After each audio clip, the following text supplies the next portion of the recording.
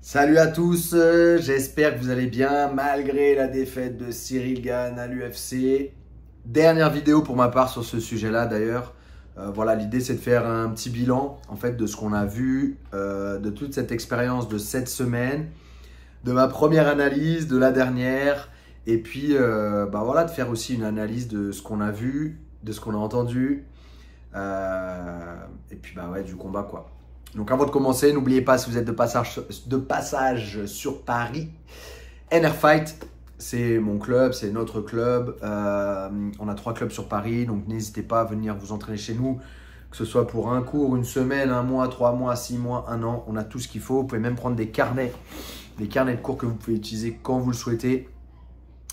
On a tout ce qu'il faut. On a lutte à livrer, qui est du combat au sol sans kimono, JJB, MMA, lutte, kickboxing, boxe anglaise, etc. Et de la préparation physique aussi pour les combattants, donc n'hésitez pas. Et puis si vous voulez vous entraîner avec nous à distance, fandecombat.com. Il y a tous les liens dans la description, donc n'hésitez pas à les récupérer, tout ça. Donc, UFC 285, c'était le combat de Jon Jones face à Cyril Gane. Et du coup, bien évidemment, enfin, pas bien évidemment, mais ma première intuition était bonne. Bon, la dernière fois, Charles Oliveira, Makhachev, c'était pas bon. Mais là, pour cette fois-ci, c'était bon. D'ailleurs, juste pour revenir sur ce combat-là, Oliveira, Makhachev, j'ai entendu une interview de Gilbert Burns qui était intéressante. Donc, c'était en portugais. Donc, c'est un podcast au Brésil qu'il a fait. Et ça m'a amené aussi à pas mal à réfléchir là-dessus. C'est qu'en fait, il disait qu'il pense que le management de Charles Oliveira, ou en tout cas les choix, n'ont pas été bons, en fait. Il dit que lui, alors il me semble qu'il a dit que lui, il avait déjà combattu là-bas, ou s'était déjà entraîné là-bas à Abu Dhabi ou Dubaï, enfin voilà, au Moyen-Orient. Et qu'en fait, tu mets 3 semaines à 1 mois à t'habituer au climat, bon, à la nourriture, au climat, enfin voilà, au pays. Et que lui, jamais de la vie, il ira affronter quelqu'un là-bas ou quelqu'un de très dur. Il n'affrontera jamais personne là-bas. Il a dit que c'était vraiment pas bien. Charles Oliveira était champion. Il allait prendre quelqu'un de très dur, Makhachev, et il aurait jamais dû l'affronter là-bas. Il aurait dû l'affronter chez lui, au Brésil.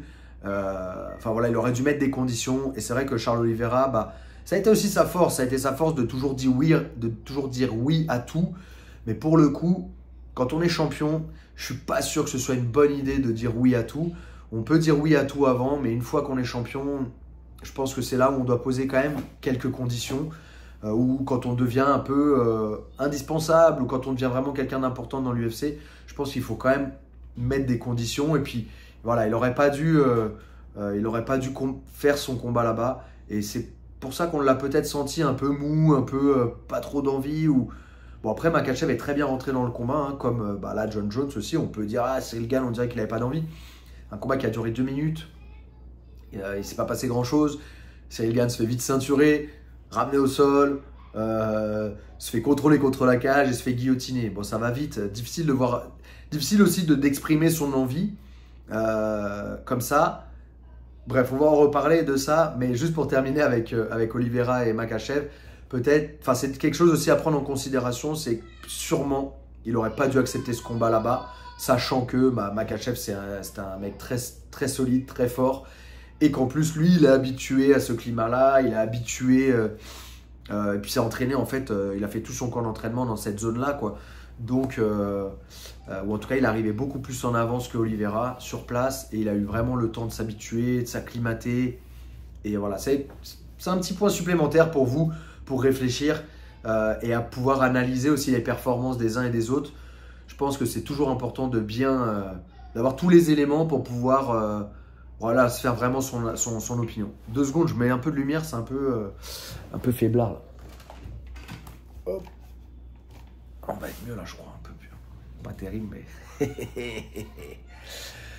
Du coup, on va reparler de Cyril Gane, Jon Jones, et on va faire un bilan sur tout ça. Donc, comme je vous avais dit au début, l'une des faiblesses du MMA Factory, du coup, en fait, les gens ils sont là à me dire ah mais tu parles de Lopez, tu t'es jaloux et tout. Moi je suis pas du tout jaloux de lui. Je suis très fier d'où je suis. Je suis très fier de ce que j'ai réussi à conquérir, à avoir. Et je suis très fier du chemin qu'on est en train de prendre. Je suis très content des gens que j'ai dans mon équipe. Jamais de la vie j'échangerais ça pour MMA Factory ou être dans la peau de Lopez. Mais loin de là. Je cherche pas à briller, je cherche pas à être sous les projecteurs. J'en ai rien à faire. Je veux juste, ici, ma présence sur Internet, c'est juste pour apporter une autre version. Voilà, on a beaucoup des versions des mecs qui font beaucoup de pieds-points ou l'anglaise ou autre. On n'a pas beaucoup de versions ou d'opinions de personnes qui viennent du sol. Donc, c'est pour ça que j'ai envie aussi d'apporter quelque chose de nouveau pour vous. D'ailleurs, dites-moi si ça vous plaît pas, c'est différent, c'est pas différent. Au final, je dis la même chose que tout le monde. Donc, n'hésitez pas à me mettre ça dans les commentaires. Mais voilà, quand on parle de Cyril, on est obligé de parler de Lopez.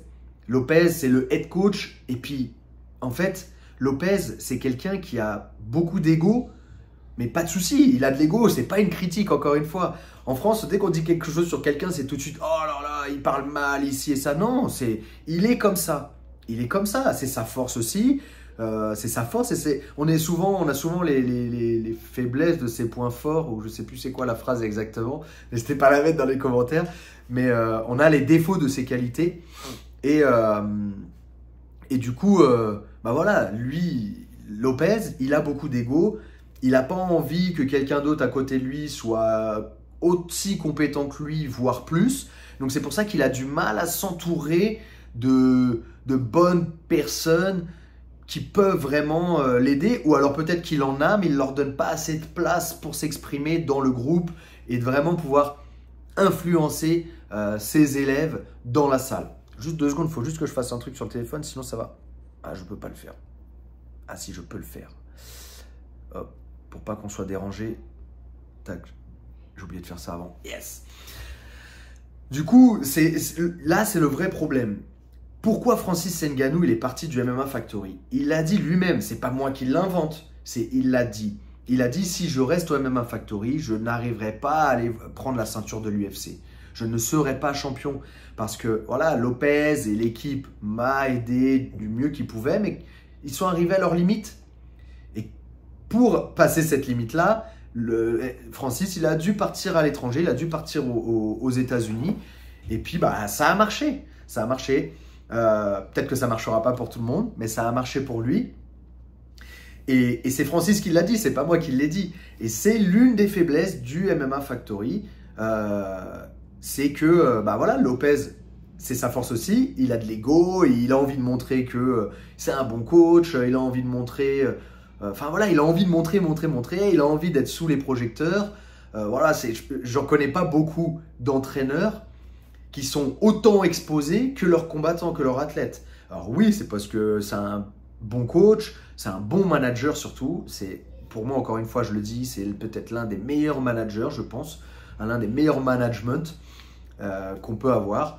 Mais voilà, le problème, c'est qu'il a trop d'ego et du coup, à côté, il a du mal à s'entourer.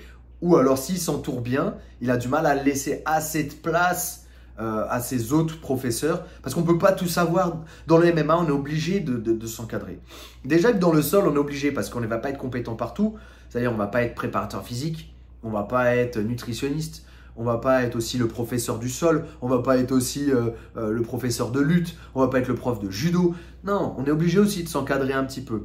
Mais on va dire que 60-70%, bah, imaginons moi dans mon club, bah, c'est moi qui vais m'occuper des séances de lutte à livrer. Mais après, voilà, je vais aussi déléguer un petit peu parce que c'est important. Je n'ai pas la science infuse, je ne connais pas toutes les techniques, je ne connais pas tous les systèmes de techniques. C'est pour ça que nous, je dis pas, alors c'est pas que le NR Fight est mieux que le MMA Factory ou autre, c'est pas du tout ça. Mais moi, par exemple, c'est pour ça que chez nous, je délègue énormément à des élèves qui sont devenus professeurs. Ou des professeurs que j'ai recrutés d'ailleurs, pour venir, exemple, Johnny Frachet, avec qui on s'est beaucoup entraîné, on s'est beaucoup affronté aussi en compétition. Bah, voilà, je l'ai recruté parce que c'est quelqu'un de très compétent sur le MMA, bon, sur la lutte à livrer aussi, sur plein d'autres choses. Mais voilà, il y a aussi bien Johnny Frachet, pour le côté vraiment technique. On a Jean Endoy qui est plus sur le côté principe de combat, voilà, le travail aussi du mental, franchement, il fait un gros travail aussi. On n'en parle pas assez sur les réseaux peut-être, mais il fait un gros travail. Bon, bref, j'essaye vraiment de déléguer un maximum. Et bon, ça marche pas, on verra. Je sais pas, encore une fois, j'ai pas la science infuse, mais je pense que c'est obligatoire de devoir déléguer. Et voilà, je pense que c'est l'une des problématiques de Fernand Lopez, et je pense qu'il a du mal à déléguer. Peut-être aussi qu'il a du mal à trouver les bonnes personnes, je sais pas. Il a quand même Reda Meptouche, qui est l'un des meilleurs poids lourds combattants du sol. Il l'a recruté là pour tourner avec Cyril Gane. Mais moi, je pense aussi que Cyril Gane a besoin d'être dans un club de sol, dans un club de lutte. Et c'est pas...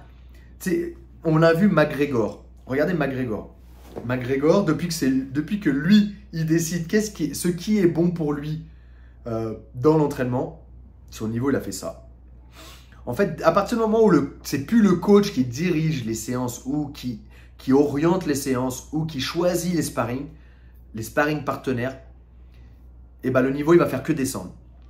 Parce qu'on arrive dans la facilité et c'est normal. Si moi, je dois faire mon entraînement pour moi-même, je ne vais pas dépasser mes limites. Je ne vais pas sortir de ma zone de confort. Et on est obligé de sortir de sa zone de confort pour évoluer, pour progresser. Et puis, on le voit de toute façon. Ceux qui n'ont pas de cardio en MMA, la plupart, exemple, Conor McGregor, pourquoi il n'a pas de cardio? Parce qu'il ne se met pas dans le dur à l'entraînement.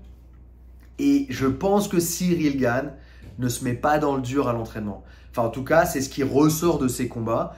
Et il a besoin de se retrouver dans un milieu où c'est pas la star, où tout le monde va vouloir lui rentrer dedans et où il en sort fatigué de l'entraînement. Je vois pas ses entraînements.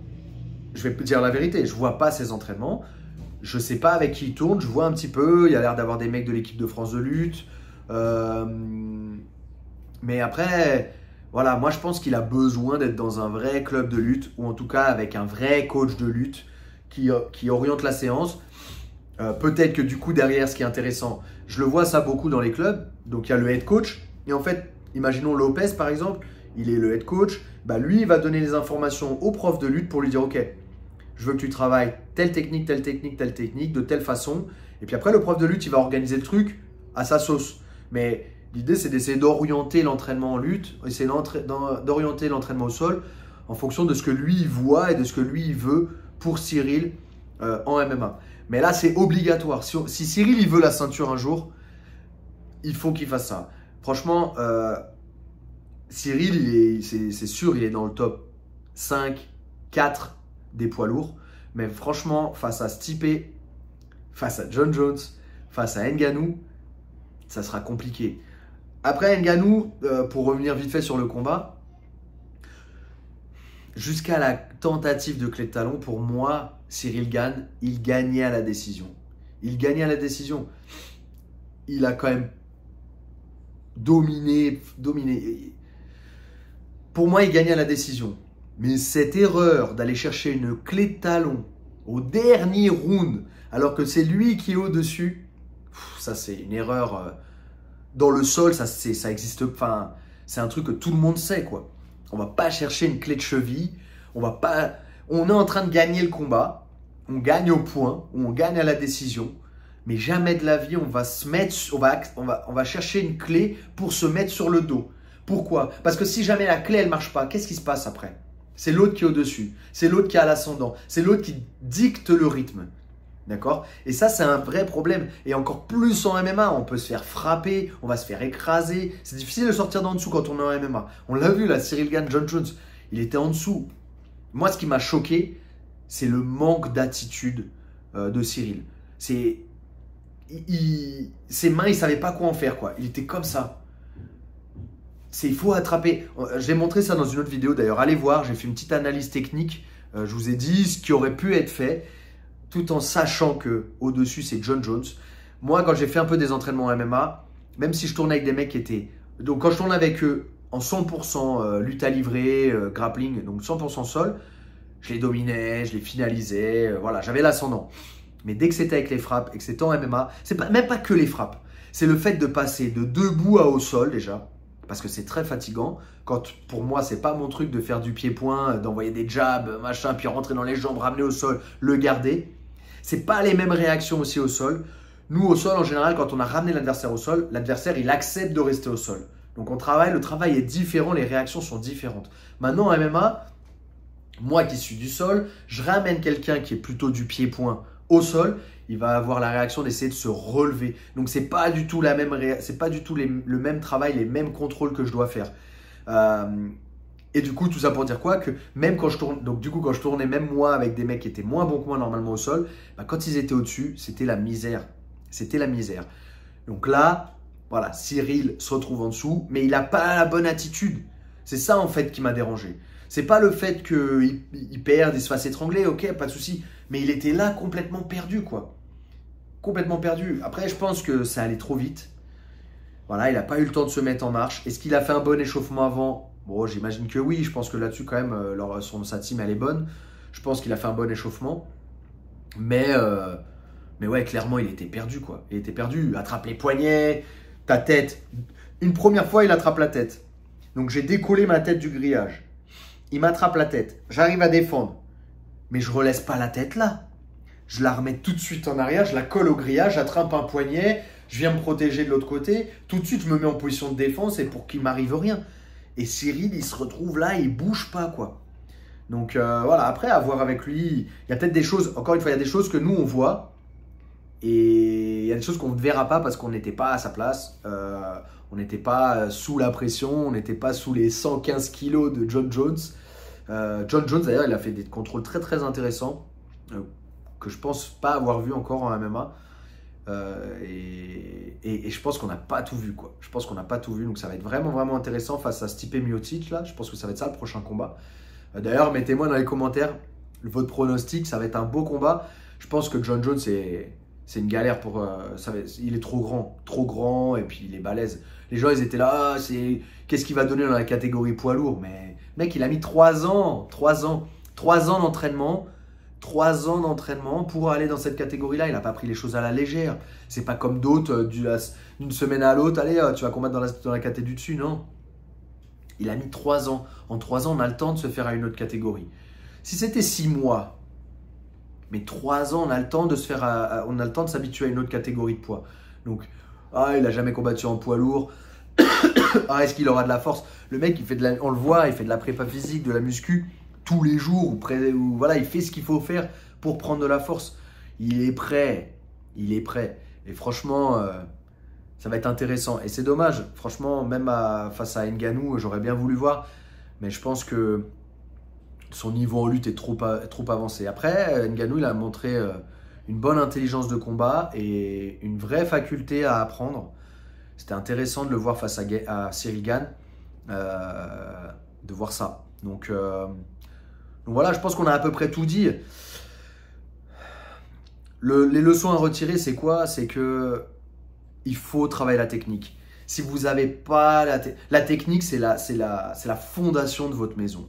C'est la fondation de votre jeu, c'est la fondation de vous-même. Plus vous avez de technique, plus vous avez de possibilités de stratégie. Moins vous avez de technique, moins vous avez de possibilités de stratégie. C'est aussi simple que ça. C'est simple, c'est comme ça, ça fonctionne comme ça. Et malheureusement, Cyril, bah voilà, dès qu'il va prendre des mecs qui veulent que rester debout avec lui, bah oui, il va les défoncer. Et la plupart des mecs qui sont dans cette catégorie-là, c'est des mecs qui veulent rester debout. Il n'y a presque pas de lutteurs. Ou les lutteurs qui sont là, c'est des mecs gras, petits. C'est pas du haut niveau en lutte et c'est pas du haut niveau physiquement, athlétiquement. Il n'y en a pas beaucoup des mecs athlétiques vraiment dans cette catégorie-là. Donc voilà, et les seuls lutteurs ou les seuls mecs qui ont essayé de lutter avec Cyril, bah, avec un bon niveau, bah, ça s'est mal passé pour Cyril. Donc franchement là, pour moi, il doit même plus combattre pendant 1 an et demi, faire beaucoup de luttes, faire beaucoup de sol, mais faire du vrai sol, pas de faire du sol où t'es là, tu te relèves, t'es là, tu fuis. Non, il faut qu'il comprenne ce qu'il faut faire, il faut qu'il fasse du vrai sol. Il faut qu'il s'entraîne avec 10 mecs, 10 lourds, tout le temps, comme il a fait John Jones. Franchement, les gens, ils mettaient dans des commentaires, ah, il est avec des mecs, on dirait ils sont pas sérieux. Mais, mais les mecs, même si on dirait que c'est des gangsters, mais les mecs, vous croyez qu'à l'entraînement, ils essayaient pas de tuer John Jones sur chaque frappe qu'ils mettaient? Vous croyez qu'ils essayaient pas de le tuer ou de le soumettre ou de le rentrer dedans? C'est des mecs, ça se voit, c'est des mecs sérieux, c'est des mecs qui ratent pas l'entraînement, c'est des mecs qui essaient de progresser techniquement. Non, c'est du haut niveau, là, c'est du haut niveau. Et le truc qu'on a vu aussi là, cette semaine, John Jones, il n'y a pas une minute de sa journée qui n'était pas orientée vers la victoire. Chaque minute de chaque journée était utilisée pour gagner son combat. Où il faisait de l'analyse vidéo, où il se mettait dans le dur pour être là quand même avec le psychologique, avec le mindset de c'est dur, il faut que je gagne. Enfin voilà, il se mettait dans cette condition-là. Ou alors, bon voilà, il faisait des interviews. Tout était orienté pour gagner. Pour gagner. Et ça, je le vois, encore une fois, chez tous les mecs qui sont extraordinaires dans le milieu du sport. Les gens qui sont là à jouer au poker ou à jouer à la console non, tu peux pas faire ça. Tu peux pas faire ça. Surtout que Cyril, il a commencé ce sport il n'y a pas longtemps. Il devrait être là en train de bouffer de la technique. Il devrait être là en train de bouffer des vidéos, en train d'essayer de comprendre ce sport encore plus, encore mieux qu'il ne le comprend déjà. Enfin, il faudrait qu'il travaille ces trucs-là. Et pour ça, voilà, c'est étudier, c'est regarder, c'est se former et s'entraîner, quoi. Voilà, donc c'est vraiment important. Et puis voilà, j'espère que ça vous a plu, ma petite analyse. Et puis voilà, j'essaie d'être au maximum présent sur toute cette semaine. J'espère que ça vous a plu. J'essaierai de faire la même chose aussi dès qu'il y a des combats au sol, pour ceux que ça intéresse. J'ai essayé de faire une analyse aussi, mais YouTube m'a bloqué parce que j'ai utilisé les images de Flow Grappling. Donc je suis en contact avec Flow Grappling pour essayer de voir si on peut débloquer ça. Et puis voilà, puis pourquoi pas aussi avec l'UFC faire des analyses quand il y a des passages au sol. Voilà, dites-moi si ça vous intéresse dans les commentaires. Vidéo gratuite pour vous sur Fan de Combat. D'accord, Fan de Combat, c'est quoi? C'est un site de formation en ligne avec des vidéos qui vont de 1h30 à 9h. 9 heures de contenu technique, de principe, voilà, pour essayer de comprendre le combat au sol, mais aussi le pied-point, le MMA. On a plein de Français, les meilleurs Français. On a Cédric Doumbé, Youssef Bouganem, on a Nicolas Renier, on a Jérôme Le Banner, on a Daniel Voirin, Olivier Michael-Esco pour le sol, Mathias Jardin, Samuel Monin, Reda Meptouche qui était dans le coin de Cyril. On a vraiment du monde. On a Gordon Ryan après, c'est traduit en français. On a Danaher, on a beaucoup de monde. Donc n'hésitez pas à aller récupérer votre vidéo gratuite sur ce site. J'espère qu'elle vous plaira. Et puis pour ma part, on se voit dans une prochaine vidéo. Merci à tous. Ossa!